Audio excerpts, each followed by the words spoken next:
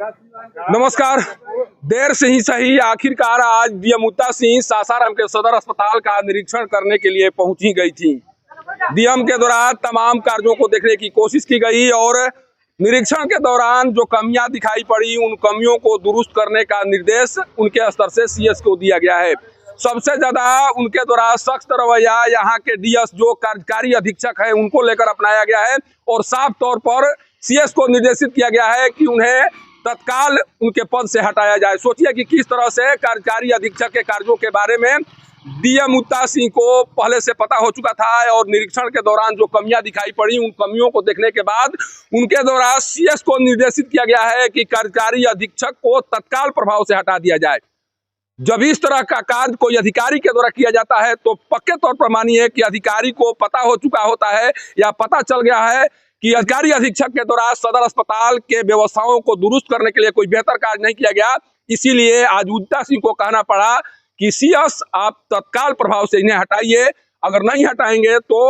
इनको हटाने के लिए हमें कार्रवाई करनी पड़ेगी। सोचिए कि सीएस के अंदर में कार्यकारी अधीक्षक काम करते हैं और जब डीएम को लग गया कि कार्यकारी अधीक्षक के द्वारा सही तरीके से काम नहीं किया जा रहा है तो इतने दिनों से सीएस कर क्या रहे थे? सीएस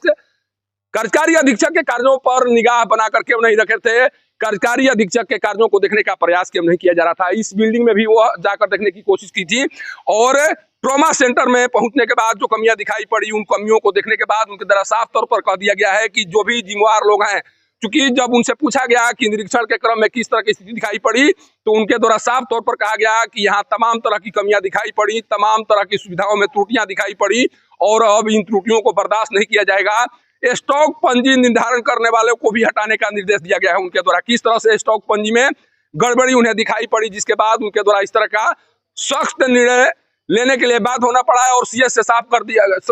सीएस को साफ तौर पर निर्देशित कर दिया गया है कि जो भी स्टॉक पंजी का निर्धारण कर रहे हैं उन्हें तत्काल प्रभाव से उनके पद से हटाया जाए, दूसरे को लाया जाए। इस तरह की बातों को कहते हुए आज डीएम मुत्ता सिंह दिखाई पड़ी सदर अस्पताल में। अभी 2 दिन पहले एक पिता अपनी बेटी को कंधे पर रखकर इलाज के लिए दर-दर भटकते हुए नजर आ रहा था, दर-दर भटकने की कोशिश कर रहा था और जब उस तरह की तस्वीर वायरल हुई तब सदर अस्पताल की चर्चा हो रही थी कि आखिर सदर अस्पताल के प्रबंधक के द्वारा किस तरह की व्यवस्था की गई है, जिस व्यवस्था के बीच एक पिता अपने बेटी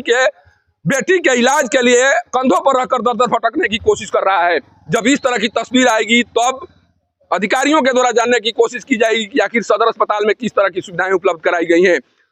बहुत दिनों से डीएम को लेकर इस तरह की चर्चाएं सुनाई पड़ रही हैं कि डीएम के द्वारा सदर अस्पताल का निरीक्षण नहीं किया जा रहा है और इन चर्चाओं के बीच डीएम को लगा कि नहीं, हमें भी जाकर देखना चाहिए जो बातें सुनाई पड़ रही है, जो तस्वीरें दिखाई पड़ रही हैं उन तस्वीरों में सच्चाई है नहीं है। और शायद इसी बात को सोचकर अचानक उनके द्वारा निरीक्षण किया गया है और इस निरीक्षण के क्रम में जो कमियां दिखाई पड़ी हैं उन कमियों को दुरुस्त करने की कोशिश, उन कमियों को दुरुस्त करने का निर्देश सीएस को दिया गया है। यही वो सदर अस्पताल है जिस सदर अस्पताल में सोचिए कि यूरिन टेस्ट करने के लिए कंटेनर बहुत दिनों से खत्म पड़े हुए थे। स्ट्रेचर नहीं मिलने के कारण एक पिता अपनी बेटी को कंधे पर रखकर दर-दर भटकने की कोशिश कर रहा था। यही वो बिल्डिंग है जिस बिल्डिंग में तमाम तरह की कमियों को देखने की कोशिश उनके द्वारा की गई है। आखिर एक सीएस को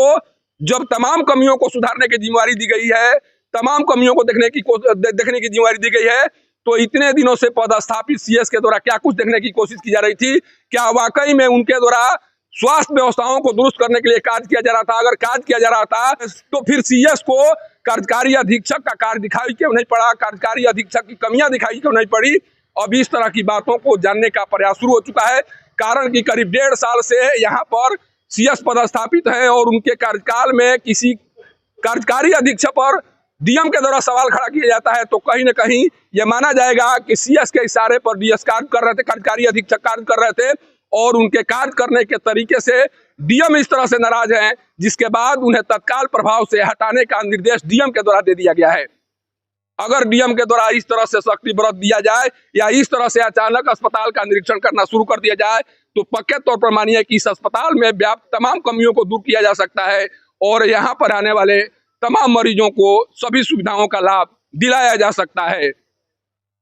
सासाराम के सदर अस्पताल से पब्लिक न्यूज के लिए सत्येंद्र चौबे की रिपोर्ट।